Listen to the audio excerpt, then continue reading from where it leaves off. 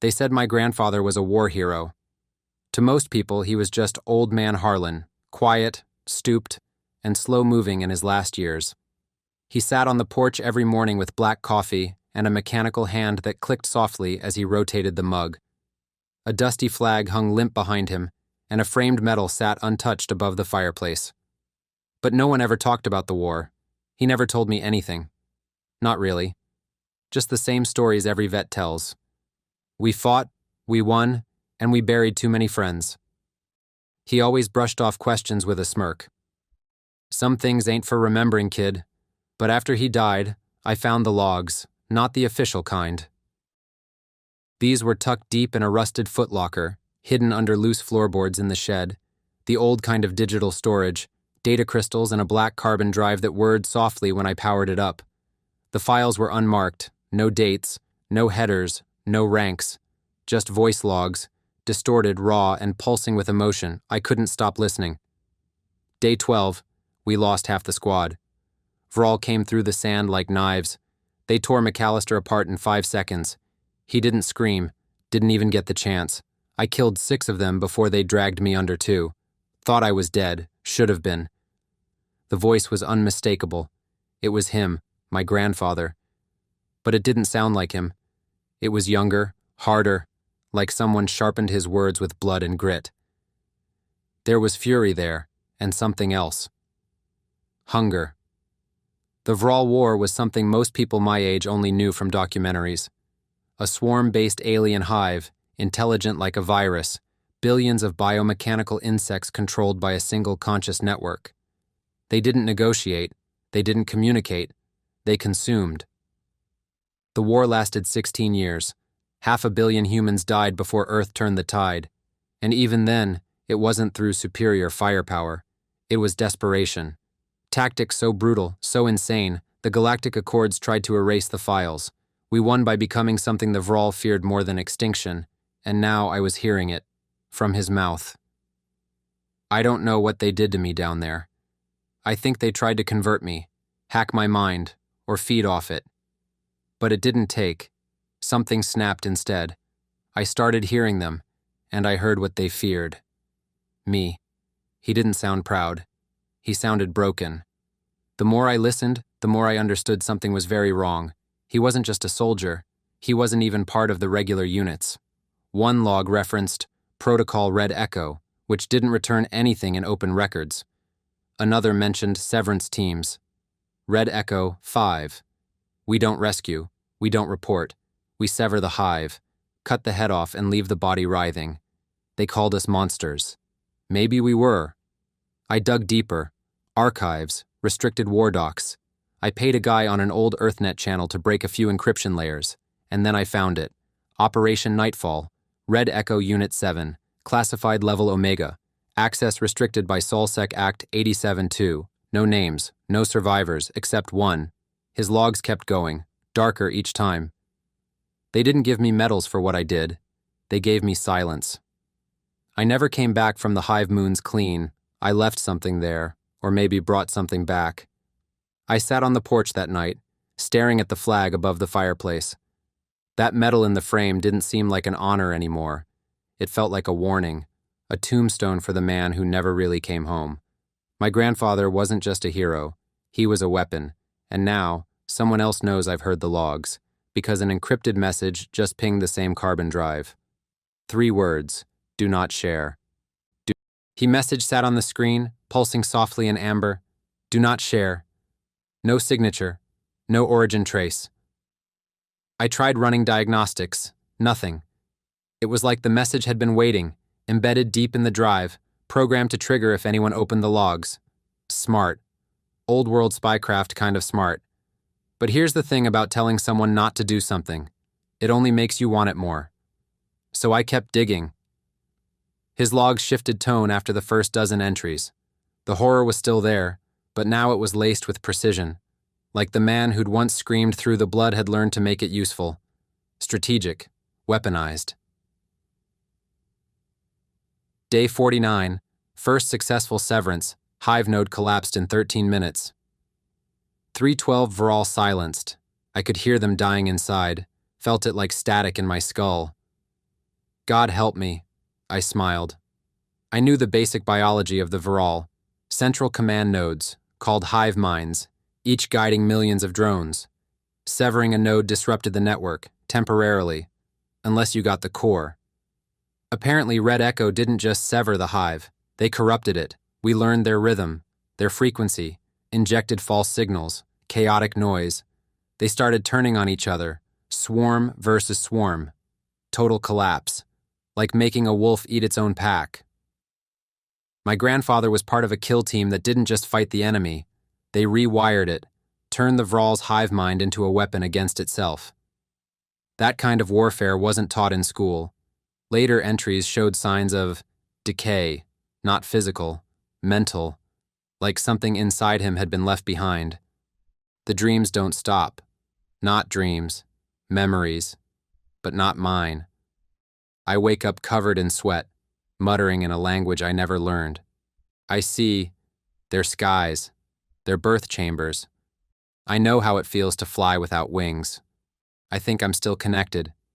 I didn't sleep that night, just paced, listening to more entries. 20, 30, over 60 in all. Then, at 4:32 a.m., someone knocked on the door. 3 slow knocks, then silence. I froze. No car sounds, no footsteps retreating.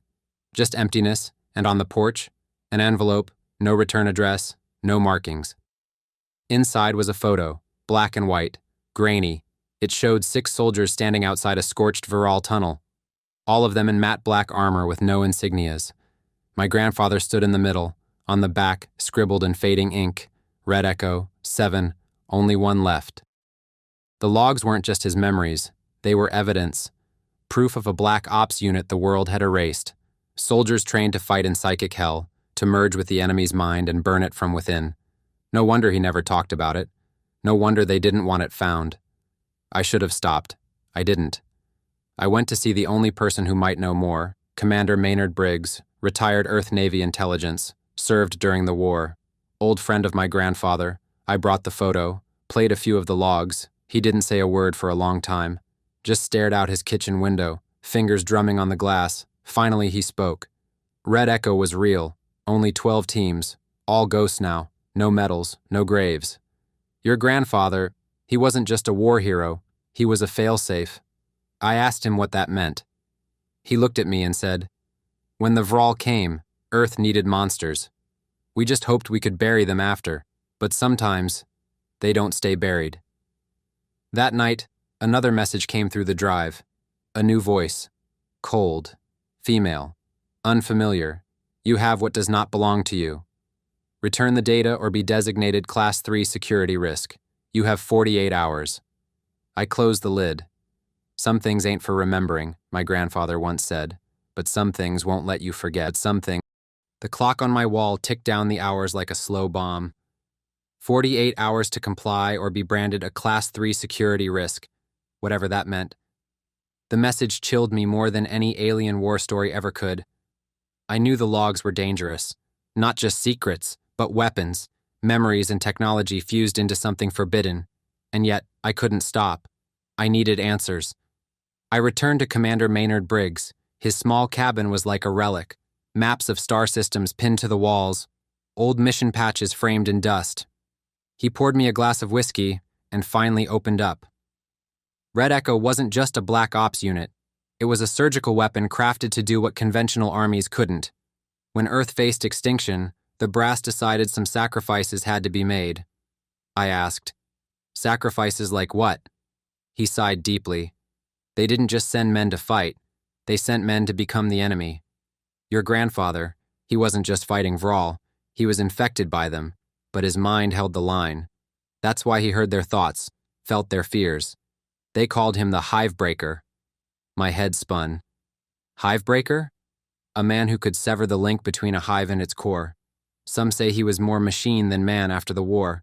Maynard leaned forward, voice dropping. And that's why they wanted the logs buried. Because if the Vrall's network ever reawakened, if a new hive emerged, only the Hivebreaker could stop it. Suddenly, everything clicked. The message on my drive, the threats, the forgotten war. I wasn't just holding my grandfather's story, I held a key.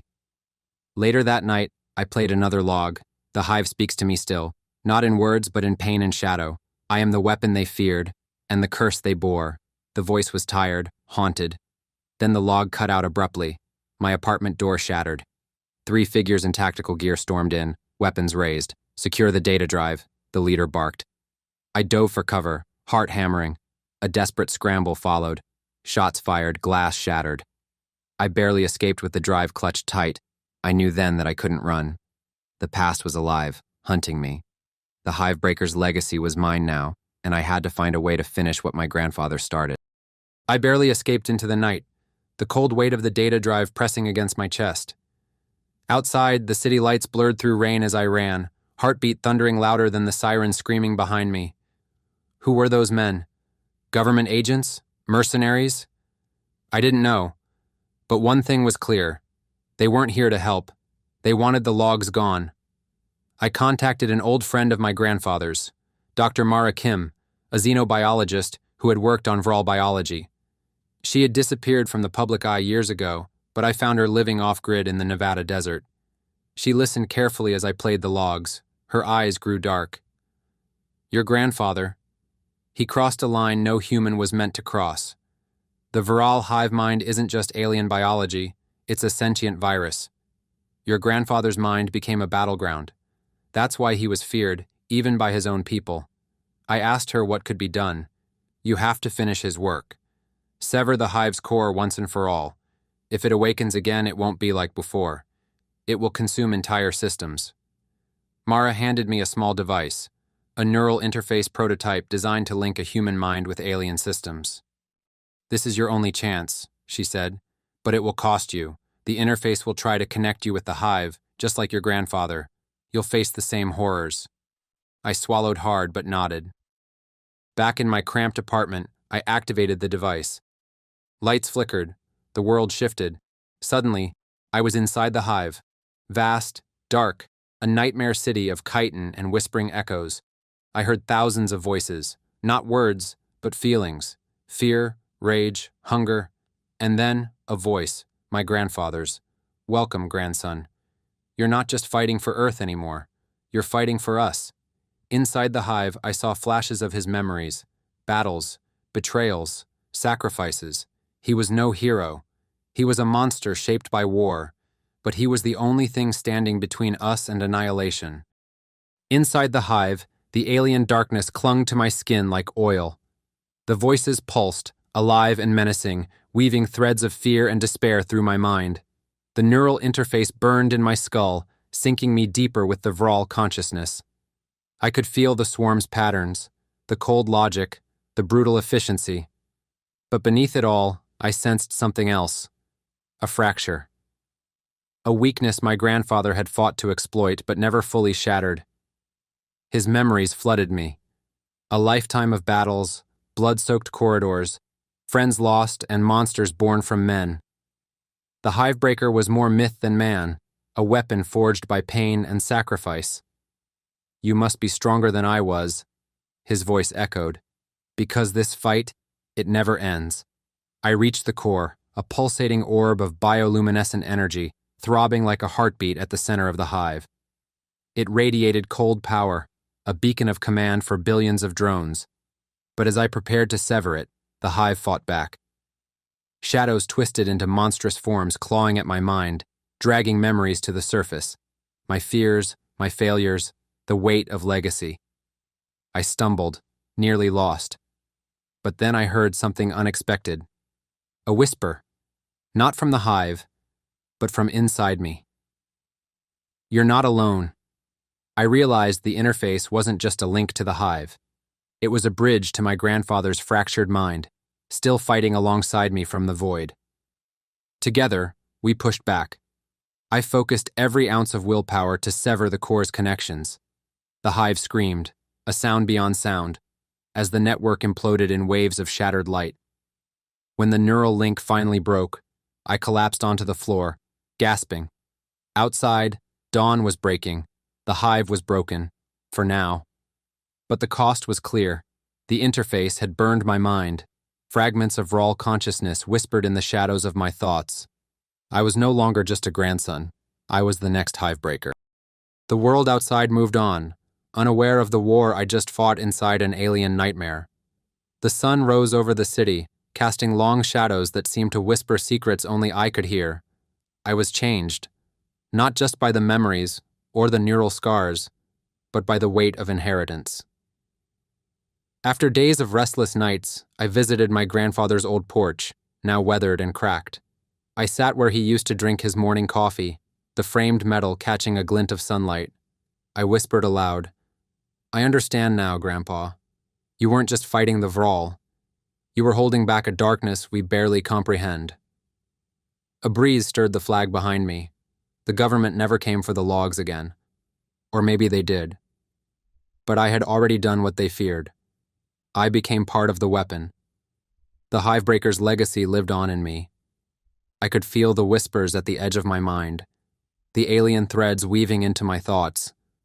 Some nights I wonder if I am still fully human, but then I remember what Grandpa said. The greatest battles aren't just fought with guns or strength, they're fought with heart, with wisdom, and sometimes with sacrifice. I don't know what the future holds. The Vrall threat might rise again. The galaxy is vast, and the darkness waits. But if it does, if the Hive ever tries to consume us all, they'll find a new monster waiting, not a hero, not a savior, a breaker. My grandfather was a war hero, and now, so am I.